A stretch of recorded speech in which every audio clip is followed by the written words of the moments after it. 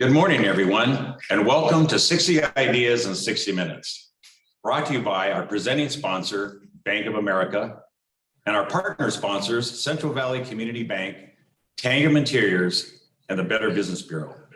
I am Gordy Webster, publisher for the Business Journal, and your MC for the morning. I'd like to start by thanking all of you out there that have registered, as well as our 6 community leaders who have joined us for our 4th annual 60 Ideas in 60 Minute event.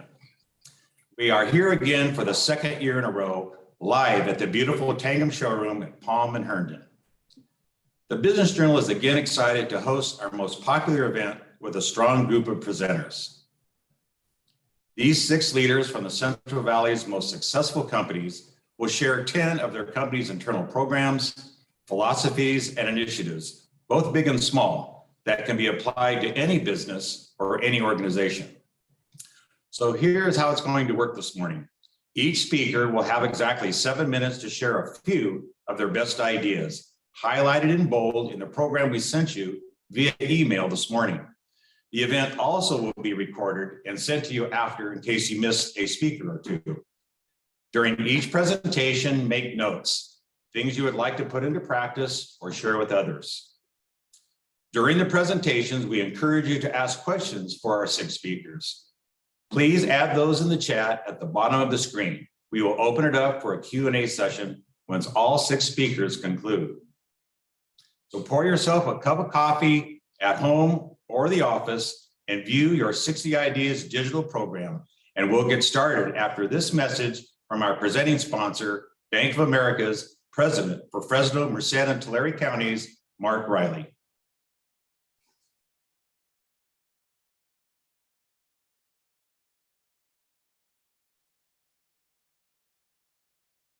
All right, well, good morning and welcome everyone. My name is Mark Riley, and I'm the president for Bank of America here in the Fresno, Madera, and Tulare counties of our Central Valley. And on behalf of many employees throughout the Central Valley, I'm delighted to welcome you again to the 4th annual 60 Ideas in 60 Minutes event. This event has been meaningful in the prior 3 years as we have brought many amazing local leaders and business owners to this podium. They've shared best practices and their respective paths to success. And of course, now this forum of advisors is as important as ever as we continue to work through the lingering effects of this pandemic. Some of us may be struggling right now. Some may just be turning the corner and getting back on track. And others may be thriving or have been thriving all along. But one in common is that we all call the Central Valley our home. To this end, and to a great extent, rising tides lift all boats. And a forum like this brings us together so we can learn from each other. As we like to say at Bank of America, we're better when we're connected, and we're better when we're together. So today we will again hear some key words of wisdom from several proven leaders in our business community. Ideas and directions such as the importance of thinking strategically and setting goals, the importance of honesty, the importance of having the right culture in your company, strategy, and execution. And our speakers will share overall best practices that can drive resilience and support through both difficult and prosperous times. As you have heard me say before, Bank of America sits at many of your tables as one of the trusted advisors on your teams, and this is a role we take very seriously. We too are focused on sharing best practices to drive growth and staying power. We do this in part by meeting with our clients on a regular basis, and through the pandemic, we've utilized technology and the virtual environment to significantly increase the ability to connect, just like many of you have. Year after year, our teams of small business and commercial bankers hold thousands of meetings with our Central Valley clients. And we find that this frequent communication is an effective foundation for driving growth, the growth that we're all looking for.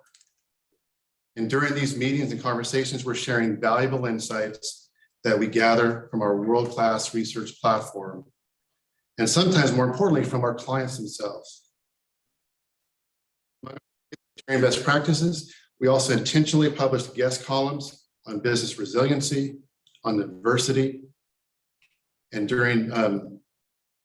as well as other important issues to our clients. We know that listening and sharing, by doing this, we will grow together stronger. At the end of the day, we are simply here to help people. We are striving to meet financial and personal needs of the pandemic and provide guidance through the social and racial issues all around us today. So I'll conclude my comments there. And as you've heard me say in years before, I am very excited to hear from our speakers this morning. So we're going to get started. And to our distinguished panel of presenters, I want to thank them for all the investment they put into our business community by being ready for this event this morning. Thank you all so much.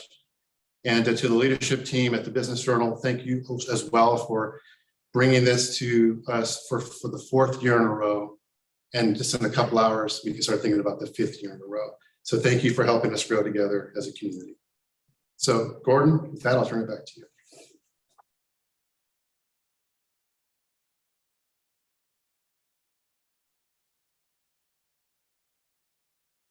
Thank you very much, Mark and Bank of America.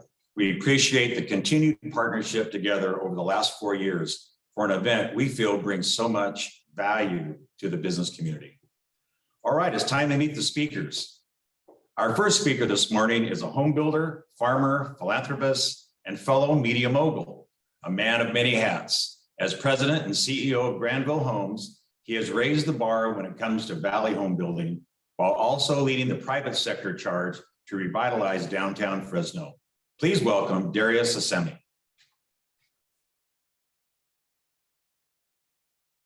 Good morning, and thank you, Gordy, for that introduction. First of all, happy morning to all of you. What a beautiful fall morning we have here in Fresno, enjoying this great weather.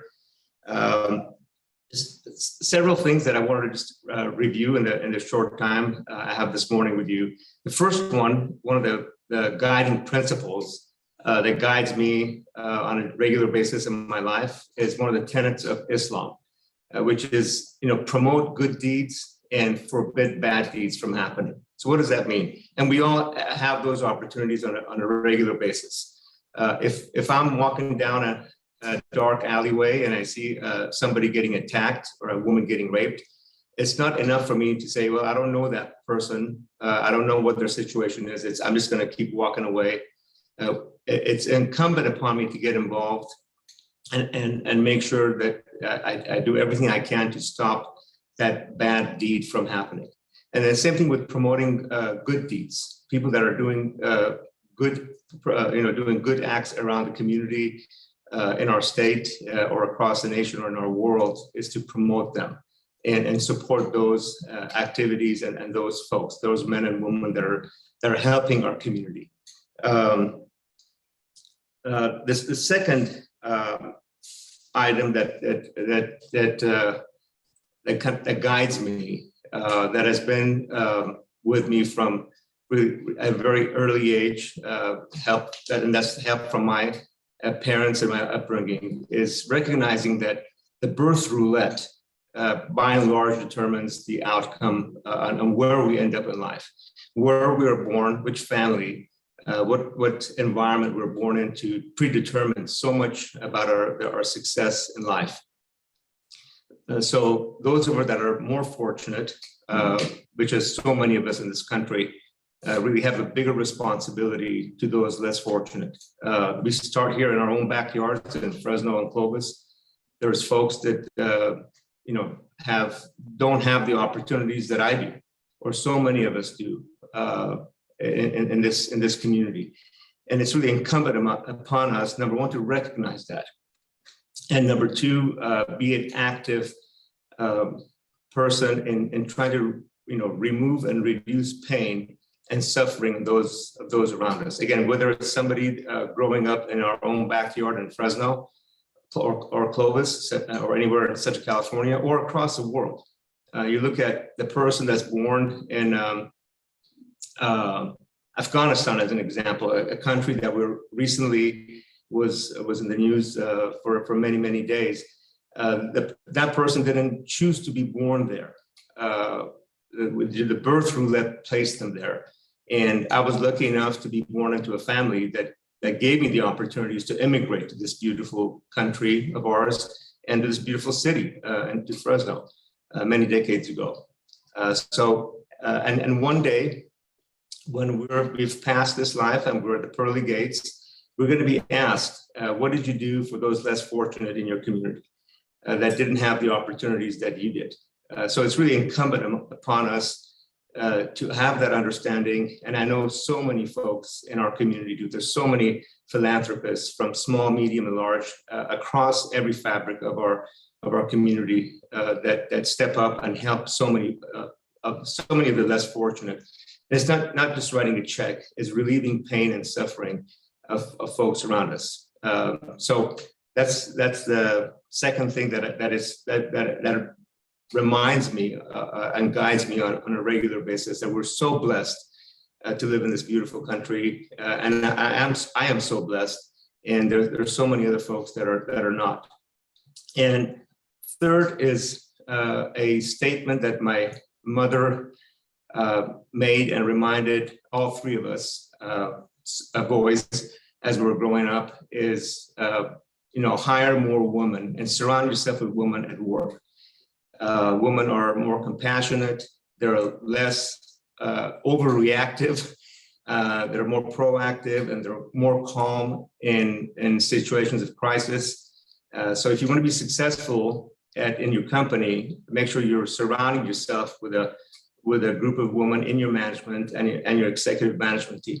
And that's one of the reasons why at Granville Homes, over 50% of our managers are women. Something that we take seriously and we promote and make sure that the women at work have the resources they need to be successful.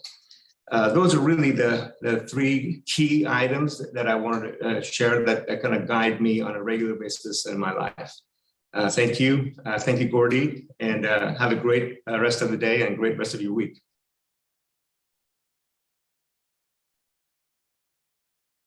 Thank you, Darius. Thanks for kicking it off this morning. This next speaker's family name is synonymous with delicious food. Such iconic brands as Me and Ed's, Coney Island Grill, Blast and Brew, and Piazza del Pane. But he started his career as a financial services advisor, eventually returning to his roots in restaurants. Please welcome Tom Ferdinandi.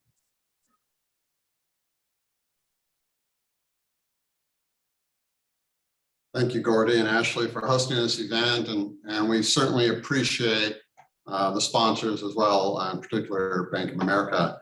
As I reviewed my notes and my 10 ideas that I wrote, it has to be about 2 or 3 months ago, as I reread them the other day, I noticed a theme running through them, and that theme was relationships. And I look at the relationships that we have in our lives, and I think in a way, our relationships, we took them for granted pre-COVID. During COVID, they became essential to us. And in fact, we came up with different ways to maintain those relationships. Think of Zoom. And then, of course, now we're in I can't call it post-COVID, but a different stage of COVID, where those relationships, the interdependency of them, the trust that we must have with our relationships has really become paramount. And I focus on these as I talk about some of the 3 key drivers in our business. Our relationships with our customers. At Me and Ed's in particular, we've been around since 1958, and it's been a blessing to be able to enjoy the success that we've had over these past years. The relationship with our customers is something that we try to pay back in a way that helps support the youth and those underserved in our community. And if you think of Darius' words, they are so true. There are so many people that are in need. What can we do? Time, talent, treasure. And for us at Me and Ed's, it's been something that we focused on back in the early days when we were buying gloves and bats to support youth sports. To this day, some of our top charities are Poverello House, St. Agnes Catholic Charities, Boys and Girls Club, and the so many people in our community do so much. It's a blessing for us to be able to support them. And for that, we're thankful to our customers. The other relationship that is so critical to us and one that we always need to nurture is that of our team members. Pre-COVID, people showed up to work, customers showed up to the door, cooks showed up in the kitchen, supplies, they came in on time. We could get change at the bank. Those days are so disrupted right now. Our interdependency is critical. Our faith in our suppliers, some of whom are multi-generational now, where fathers and sons are working together. That trust is so critical to keep our doors open. And so we're so thankful for the relationships we've nurtured with our beverage suppliers, with our broadline supplier, and we can't succeed without them. There's days where we don't know what product is coming in. We've all heard of the supply chain disruptions. Even in the news this morning, they're talking about all the ships that are outside Long Beach Harbor that can't get unloaded. Ships that are coming in from other countries that we may not even know if what's on the PO is actually in the container. So we're so reliant and interdependent upon the relationships we've built over the years with our suppliers and our vendors. And again, just to be so thankful for that. And lastly, of course, are our team members. As a company and as an industry, the hospitality industry was one of the largest employers in the state of California behind the government. We were the largest sales tax paying entity in the state of California. Behind us was the auto sales group. So we are an industry of first employment. We're an industry of opportunity, and our industry is in upheaval now. And we can't say enough about our team members. Our average team member has probably been with us over 20 years. And I would like to think it's because of our family hospitality industry that we're in, the sense of service that we like to provide, and the fact that we're all in this together. We try to communicate that as much as we can. We try to do what we can to make sure that we're a company that believes that everyone is equally as important as the other, different jobs to do, but equally important. And that is from our office across the street all the way down into the restaurants. If I can't help make a pizza, if I can't clear a table, then I'm not any help at all. And so I just want to, again, acknowledge and appreciate what our industry is all about. And as I conclude, I again want to say thank you. It's an honor to be here with some of the business leaders in our community. And it's, again, a privilege to be able to operate in the communities from Bakersfield all the way up to Modesto. So thank you very much. And as Forrest Gump would say, that's all I got to say about that. Thank you very much, Tom. Just a reminder to everyone, we will be doing a Q&A when everyone is done with their presentations. So please add your questions in the chat at the bottom of the screen. It was crowned the 2018 Woman of the Year for the Leukemia and Lymphoma Society. She has devoted her career to issues that transform our community and empower others, and a true advocate for women and children. She is the Chief Operating Officer of the Fresno Business Council and the CEO of the San Joaquin Valley Manufacturing Alliance. Please welcome Janelle Taylor Cumpy. Good morning, everyone. First, I'd like to thank Gordy and Ashley for inviting me today to share my 10 ideas. I'm really not sure how I ended up the only female in the group of 6 of us, but I'll take it. And I'm truly honored, so thank you. I chose the 10 ideas that I feel whatever I'm working with or whatever I'm leading, that I truly believe to the very core of me. And while listening today, when I share about self-care, communication, and truth-telling, and when you read through the rest of my 10 ideas, you'll find that they are all very human-centric. So I hope that you find some tidbits that you can that I share that you can find useful in your own leadership and in your own lives. Number 1, fill your own cup first.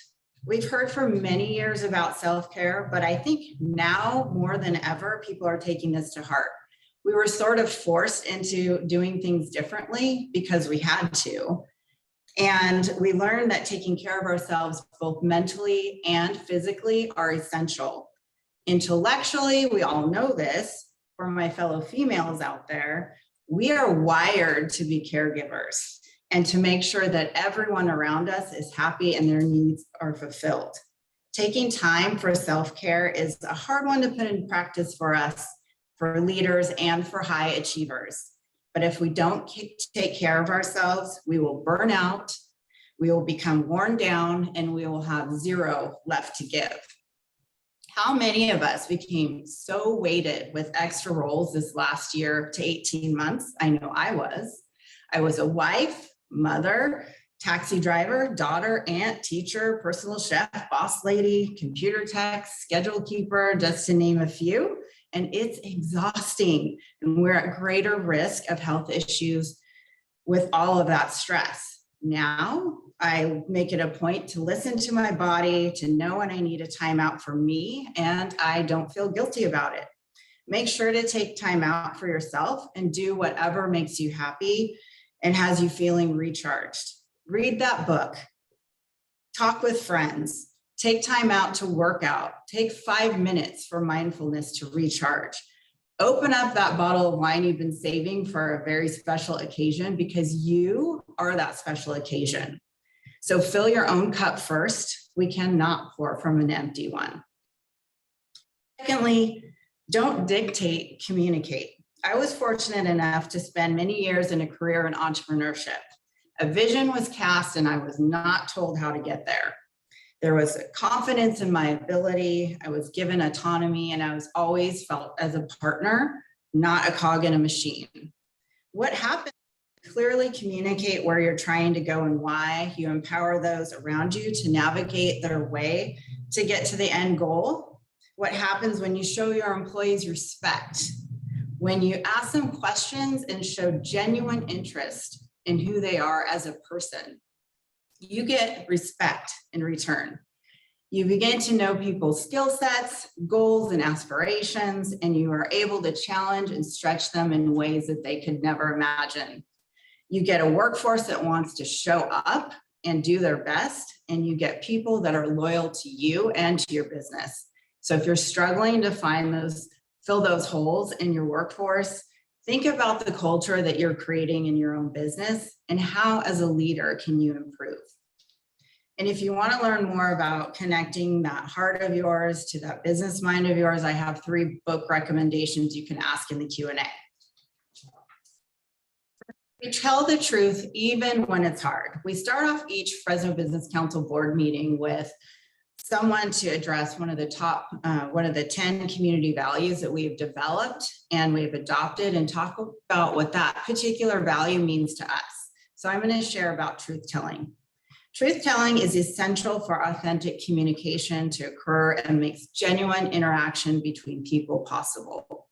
It builds trust and civil cooperation among human beings. Trust is critical for a prosperous society, and being a person of one's word establishes trust and trustworthiness. On the other hand, have you ever told the truth and it has gotten you in trouble? Or by telling the truth, you end up losing a friend or have that coworker or colleague that avoids you? Were you ever so angry or frustrated that you flipped your switch and your inside voice suddenly became heard loud and clear? Sure, it was your truth, but what did it get you? At some point, each of us gets burned by the very thing we are taught is good. So have to ask, does the truth really set you free? I've come to find it all depends on the why and the how. I put together some points here to keep us on track for truth telling. First, truths collide. Your truth is your truth. It's filtered through all of our past experiences, some obvious and some buried deep inside us. Often, if you've been rejected in the past, and who hasn't, there's a desire for revenge. Stop and ask yourself what you want as an outcome. It's a good idea to write down your thoughts, take a deep breath, and make sure you're telling your truth for the right reasons. Second, as a truth purveyor, please put yourself in the other person's shoes, even if it's for a New York minute. We must ask ourselves this question: is the recipient of your truth ready to hear what you must say? Are they ready to take responsibility, do better, become the change? Here's something helpful to remember. Talk truth in the morning, not late in the day when people are tired and they're less able to hear your truth. It's all in the timing. Third, keep it short. Truth sentences are brief, not lots of run-on sentences attempting to explain something that you sprinkled with blame, judgment, and attack. When we put on the robe of judge, we lose. Telling someone how wrong they are simply makes it about how good you are and how bad they are, and it shuts down any honest communication to resolve issues. Last, no voting.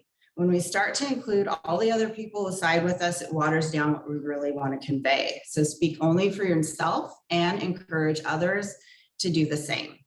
When you speak for someone else, it's about your need to feel important and not really about the truth anymore.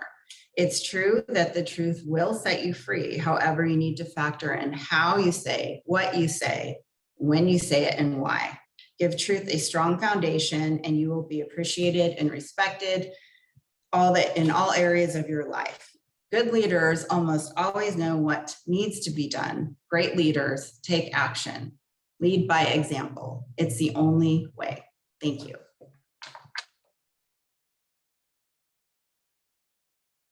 Thank you, Janelle. Great words of wisdom. If you've stayed at a hotel in California, there's a good chance you've experienced the hospitality of our next speaker. He is the Chief Development Officer and Principal at Sethi Management, a proud family-owned hotel development and management business. Please welcome Gaurav Deep Sethi.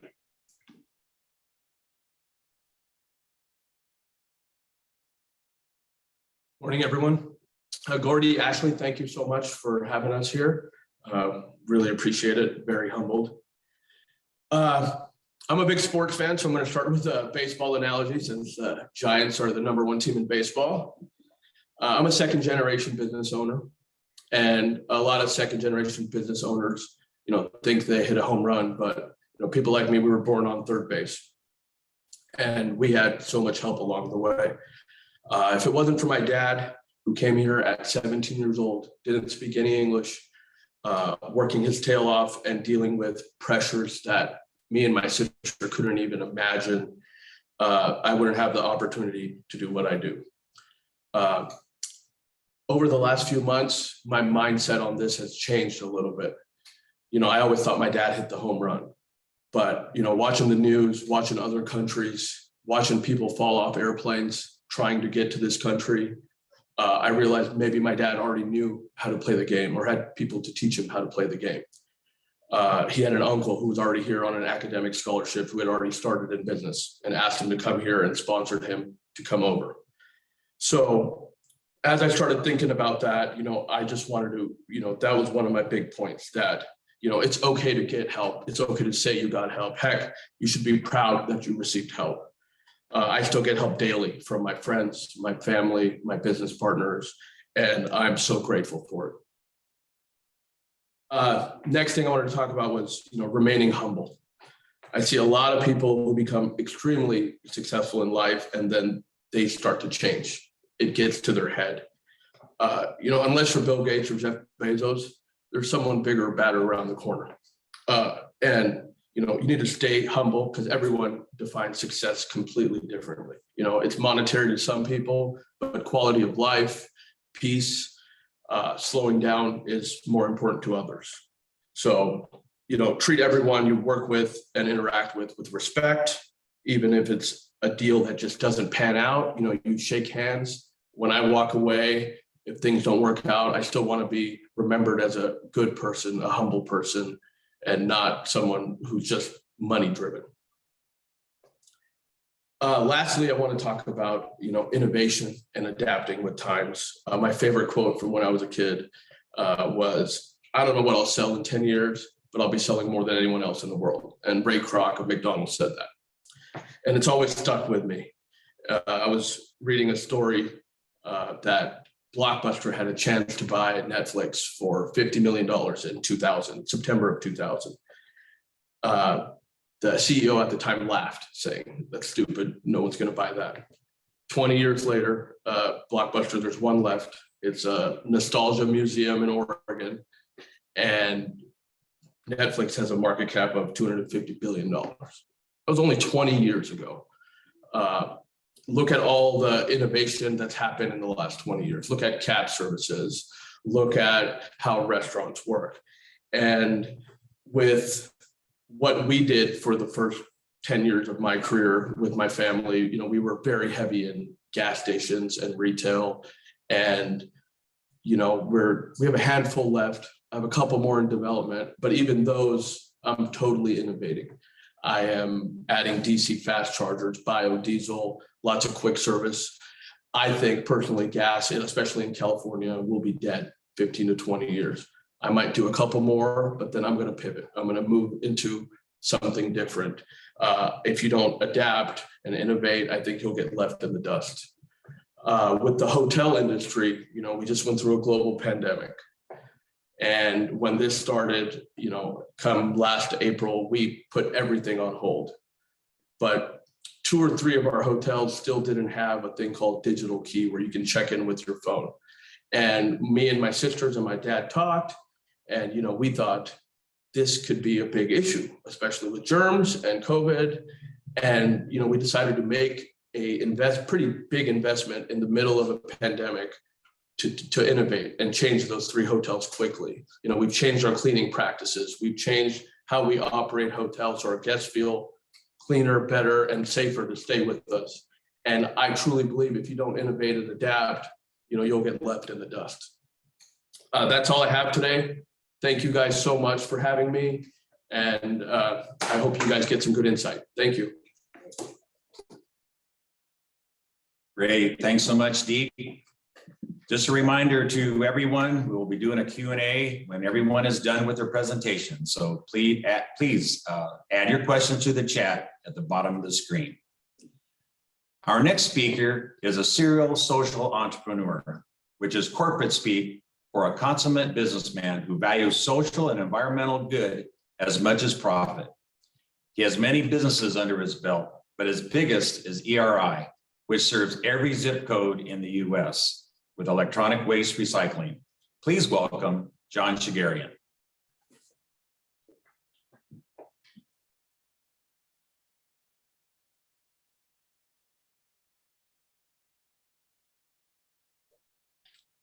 Good morning, and thank you so much, Gordy and Ashley, for having me speak today. It's always an honor to be here, represent my family and our community, and some of the lessons I've learned along the way.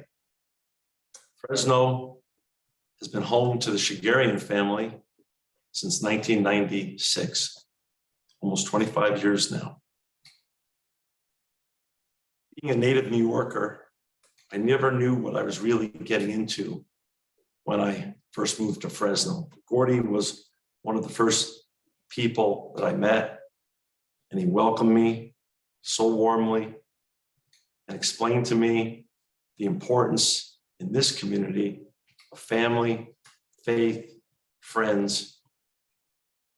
That's never left me. And so it's an honor to be here today with the Webster family. It's also an honor that my children grew up in this community, and my children, Courtney and Tyler, are now not only lawyers, but they're also young members of the business community here in Fresno, and they're also very close friends with Ashley. So to see the next generation take over is really an honor.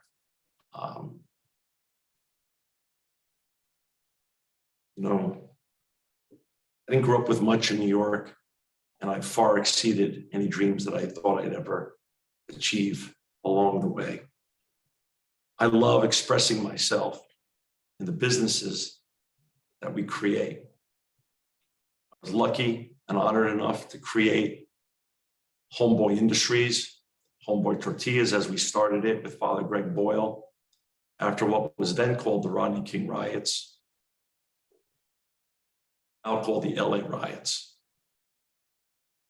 And the creation of that nonprofit, which is still burning brightly and serving LA and serving as a paradigm for other businesses to not only do well financially, but to do good in the communities that they serve, informed me for the rest of my career. Some of the top 10 leadership principles that I shared with Gordy and Ashley on entrepreneurship and leadership. One of my favorite lessons was something I heard during the pandemic when Michael Jordan's biography was put on ESPN. And during the end of, it was called The Last Dance. And during the end of, I think the 8th episode or so, he looked into the camera and was very emotional for the first and last time during that whole biopic, whatever you want to call it.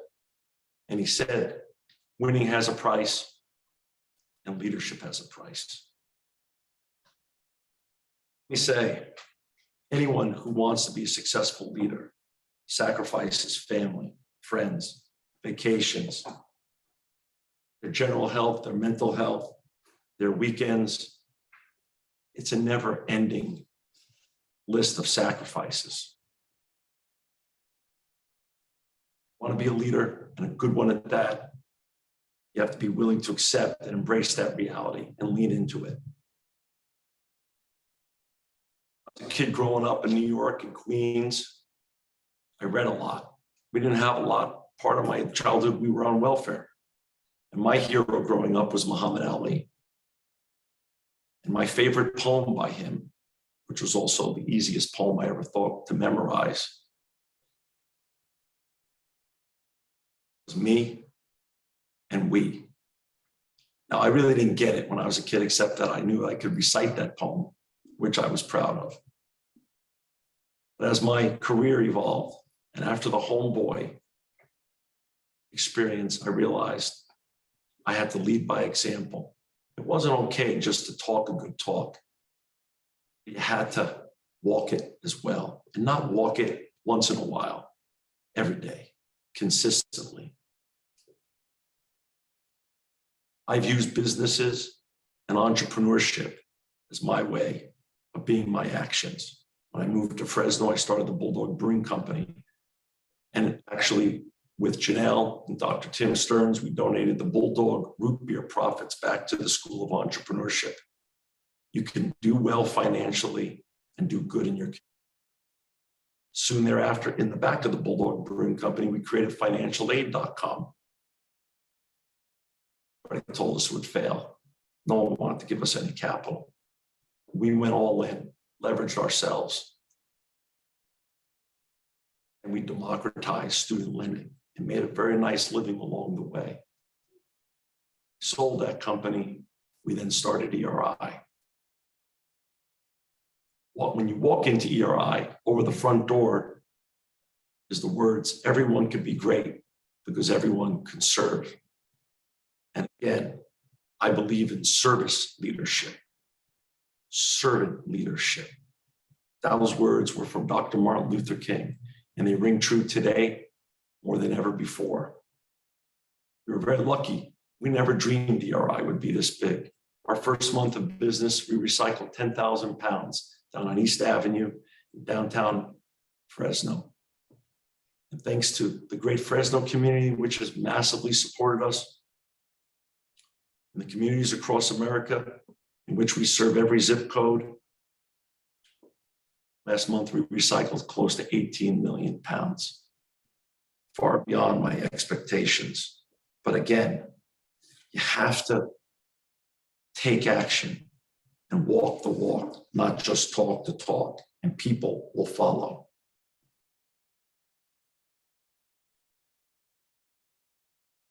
Also, one of my favorite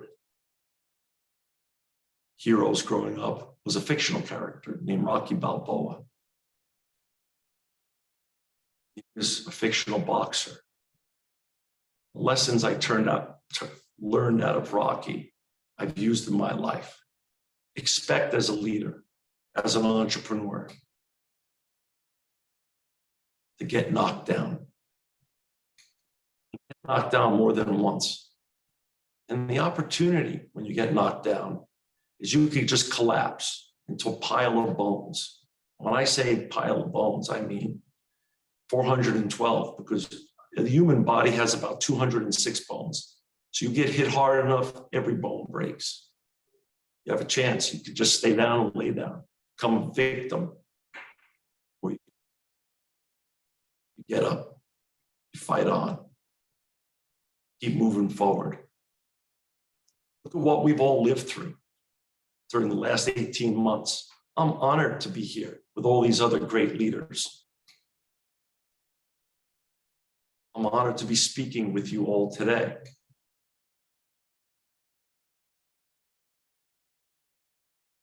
The journey is never ending.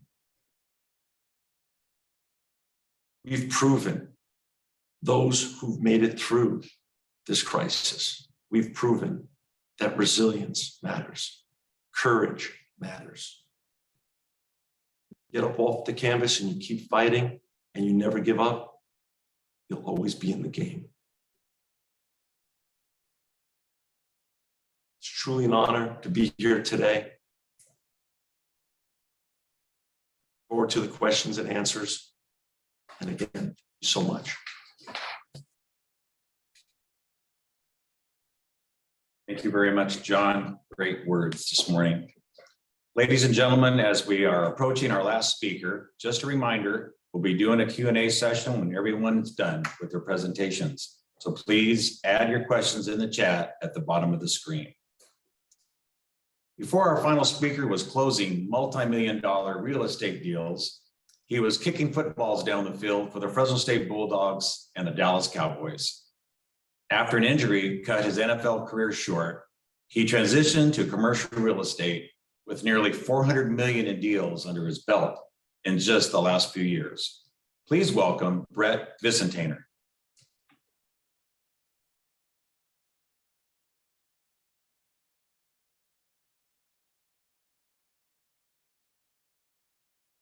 Morning. Thank you again, Gordy and Ashley and the Business Journal for putting this on, and to all the other speakers for great insight about the successes of their business.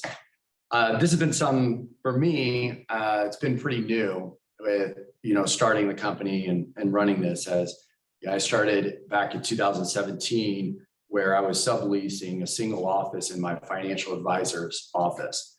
During that time, I started spending, all of 2018 really trying to figure out, what I was going to do to build a company of commercial real estate investing. And since then, as you mentioned, we've now done 140 some deals in 14 states, totaling over 425 million, and we continue to see it grow.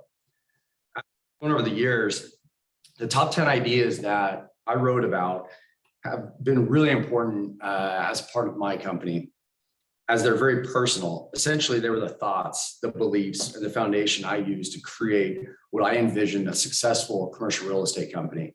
It was very humbling to sit down with Gordy and Ashley as they asked me to do this, because I felt that the other speakers of the past, they've all been very established businesses, and I felt I was still developing and building my company. But what I've learned is that at all different stages, you still need to have a solid foundation, and being able to build something, really knowing what you believe in and what that's going to do to instill in the people you bring in to your company. So for the 10, the most important are the 3 that I'll touch on here today. And I highlighted these because I believe that they create a solid foundation for any company. They transcend industry and company size. I'll be talking about culture, teamwork, and coaching. Corporate culture is a key to companies' direction, positive or negative. Every company has a culture. It just comes down to what it is. How does it allow people to achieve their goals, therefore allowing the company to achieve its goal? I firmly believe that my success is a reflection of how successful my team is and what steps am I doing to ensure their success. We're in a very competitive industry. So I want to make sure we have a culture that is competitive, but in a constructive, supportive, and friendly way. I want to see positive collaboration, positive energy, and everyone helping each other be successful. You can do this by having hardworking, ethical people that care more about their clients' results than their own. Our agents, we work together to practice all our scripts, presentations, pitches, and provide constructive feedback. This culture creates confidence for each agent to get in front of their clients. And that confidence, in turn, turns to success. We are a culture of working together to make sure we all succeed. One of the best things told to me about running a company is that your employees are to be treated like your best clients. Create a culture where people enjoy coming to work, are treated with respect, and they will give it their all to help make sure everyone succeeds. A simple way to put it is teamwork, my next topic. As I mentioned, in our culture, teamwork is a big part of our company. We work collectively, even though we have different divisions with agriculture, multifamily, and commercial. My business model is based on agents working with mentors and juniors to help each other be successful. By having a mentor, junior can be involved in a lot more transactions and learn faster than if they were on their own. As a mentor, you can delegate tasks to juniors that allow them to focus more on the business opportunities and growing the business. I've always been a believer that teachers learn the most because you must master something in order to teach it. In a sink or swim industry, this business model gives a junior the best chance to be successful while giving the mentor more flexibility to focus on business. Again, this stems from a culture that we work together to achieve success as a group, not just as an individual. The last topic is the one that I really cherish, is I personally have never stopped learning, but more importantly, never stopped learning from those who have already had success in different areas of their life. I'm referring to coaching or mentoring. From being a young kid to a young adult, we have influential people in our lives, such as parents, teachers, and coaches, to help guide us through life, school, and sports. When we get into business, a lot of people take jobs and they're expected to excel without much, if any, guidance. However, there's a simple phrase: success leaves crumbs. So why not learn from those who have already had success? I've had a coach in my life for over 10 plus years, and sometimes I've had multiple coaches helping me with business. This has allowed me to further my career at a pace much faster than learning from your mistakes. If that's a coach for helping to build business, if it's a coach to help me understand how to do more deals or understand real estate better, having different types of coaches and mentors and leaders in my life has allowed me to excel. By learning from others, they guide you through the tribulations of business based on their experiences, and coaches can speed up your timeline for success. My coaches have helped me learn my business, grow my business, and overcome much adversity, all with one thing in mind: to help me achieve the goals that I'm aiming for. I truly believe a culture that emphasizes teamwork allows any company to achieve success. Adding the right mentors and coaches to even the most senior people can expedite a business plan and grow a company in the right direction. I really appreciate your time this morning. I hope you guys have learned something from myself and all the rest of the speakers, and look forward to any kind of questions from your group. Thank you.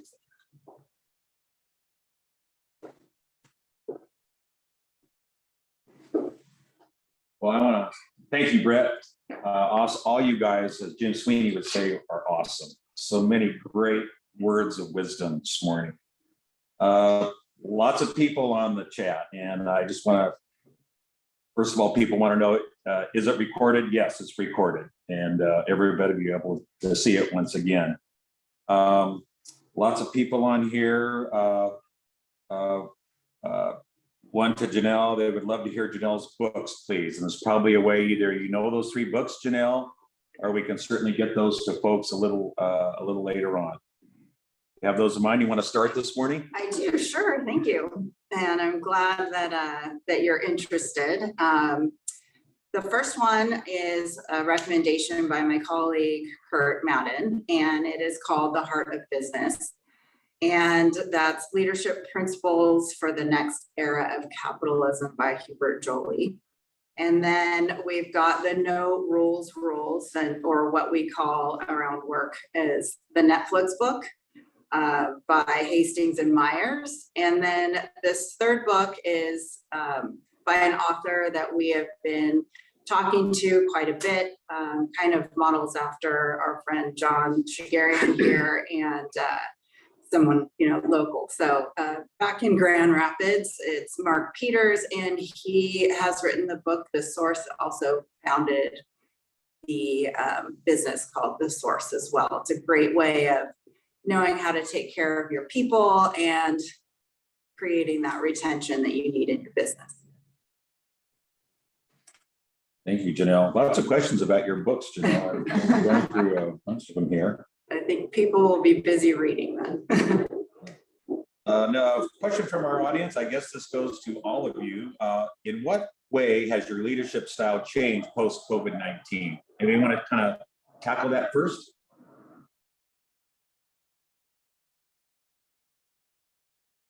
Darius, would you like to tackle that first? A lot more flexibility of work. Some folks are going to work from home probably permanently, and others don't want to work from home. Just have more flexibility with your staff and really yourself as well. Maybe you'd like to add on to that? Yes, Steve? I think it's taught me to slow down, spend more time with family, kids, my parents. I've stopped checking emails after 6 or 7 o'clock, which I never did before the pandemic. Weekends, I try to keep my phone off more. So I think that's been a big impact on me. And to add to that, definitely a flexibility, but adaptability.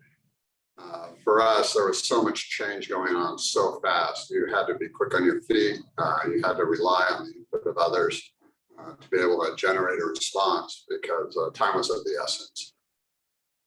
Very good. All right. Here's one for John. Could someone share the Muhammad Ali poem? Me? Yes, John. We. There it goes. It's that simple. That's why John could remember that. That's good. It's not that complicated. That was good. That was good. Another question for the group. How has your hiring process changed during the pandemic? Did I answer? Did you get that one yet?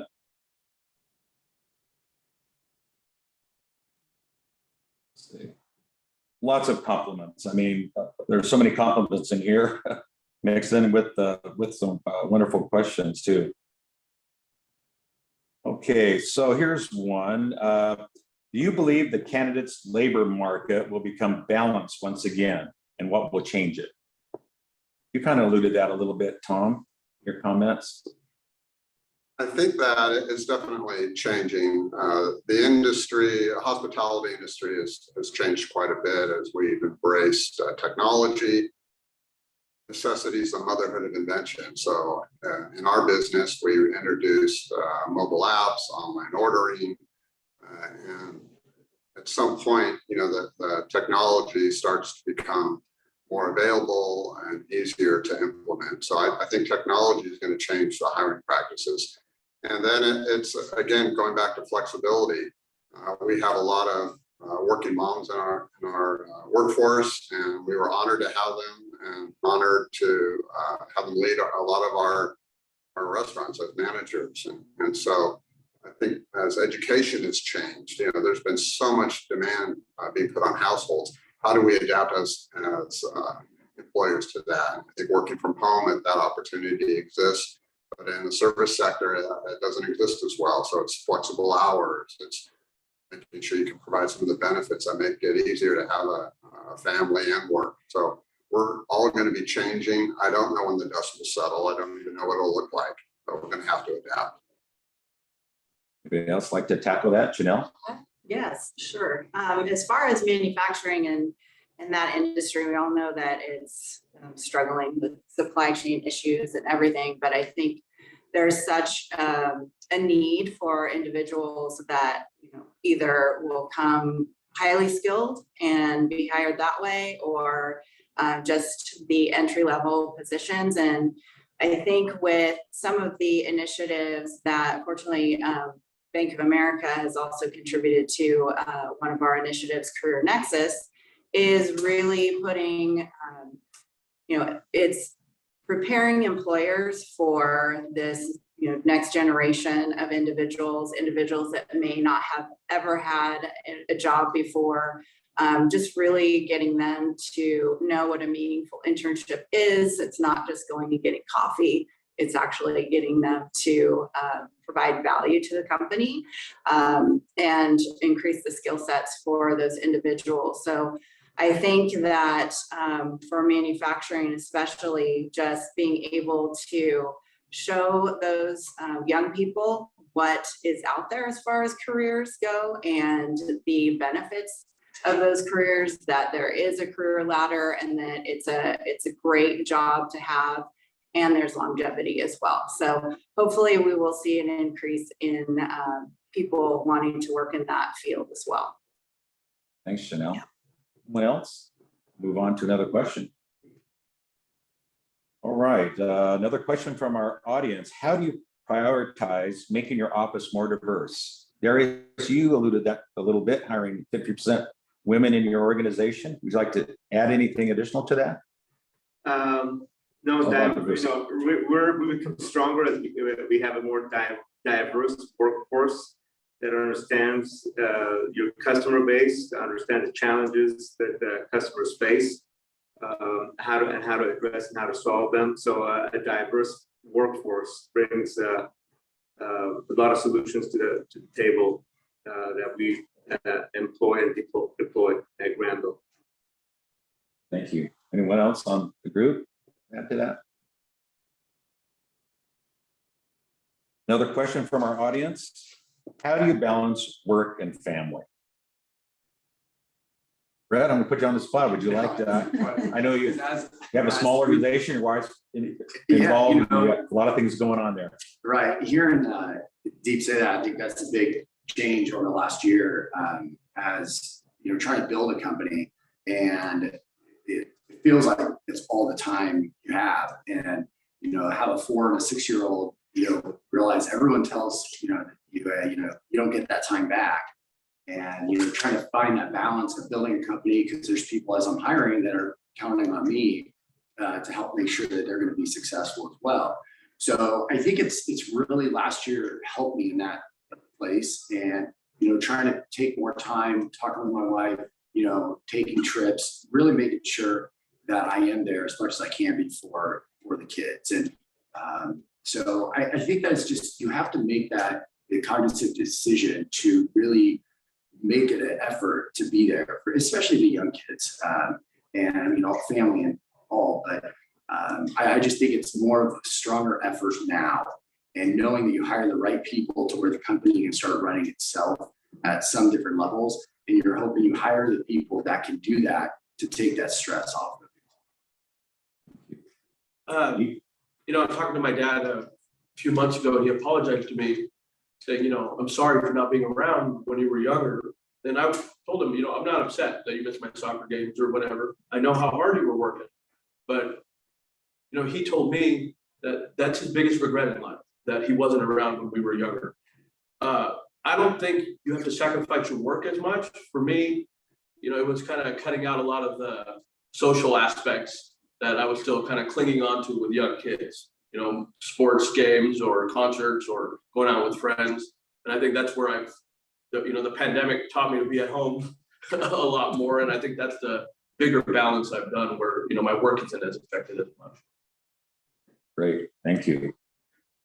All right, another question from the audience. This I think goes to everyone. Communication is a key to employees, colleagues, and customers. Can any of you speak to a key aspect of real communication? Real communication. Can I go again? Sure. Sure. So our first value of our company is open and free flowing communication. And I think Janelle hit on it. You know, you might not want to hear the truth, but it's going to save you down the line. You know, don't keep the nickel so close to the eye you can't see the dollar. You know, a lot of people BS up front and it comes bites them in the butt later. So I think upfront communication and being completely clear is ideal. Thank you, Dee.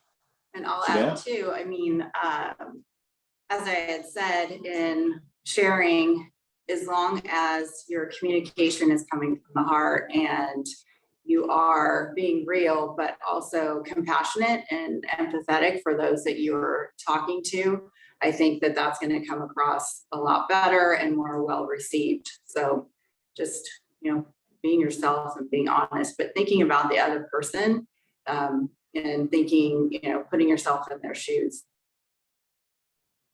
Thanks, Janelle. Okay, last question. We're running out of time. It goes to the group. As business leaders, do you think all the new trends and protocols that have come about due to COVID-19 are temporary, or are they here to stay? Who would like to tackle that one first? Yes and yes. Yeah, again, I think that obviously anything we can do, especially in the restaurant industry to hospitality industry, to enhance the guest experience is going to stay. It's going to stick. And then technology, once you embrace that and you realize that that's a new way of reaching out to your guests, that's going to stay too. I think what might disappear at some point is the masks. Hopefully, we will all get through this together as a community, and we don't have to do the social distancing and the masking, because that does get in the way. We smile with our face, we communicate with our mouths, and it's tough just to see everybody's eyes. But we know we have to do it to keep each other safe, and we'll do that as long as we have to. But I think other than that, a lot of what we're seeing now, hopefully the supply chain will smooth out. But other than that, I think we've got to get through COVID first. Thank you. Thank you, Tom. All of you were just awesome today. So impressed, so humble. On behalf of the Business Journal, our sponsors today, a portion of our proceeds will go back to the Ronald McDonald House of the Central Valley, a home away from home where families can stay close to the hospital while their child gets treated at Valley Children's. Again, I want to thank all of our sponsors today, presenting sponsor Bank of America, partner sponsors Central Valley Community Bank, Tangerman Tears, and the Better Business Bureau. Last but not least, our event sponsors, Paylocity, Sensiba San Filippo, Hyatt Place Fresno, Kagla Environmental, Camarina Health, the Payroll People, Affinity Truck Center, and Guarantee Real Estate. In closing this morning, our online voting for the Best of Central Valley Business Readers' Choice Awards started this month and will conclude October 31st. To vote, go to thebusinessjournal.com and click on the Best of Central Valley Business logo and vote for your favorite Valley businesses. I want to thank all of you for being here and sharing these great ideas this morning, and have a great morning.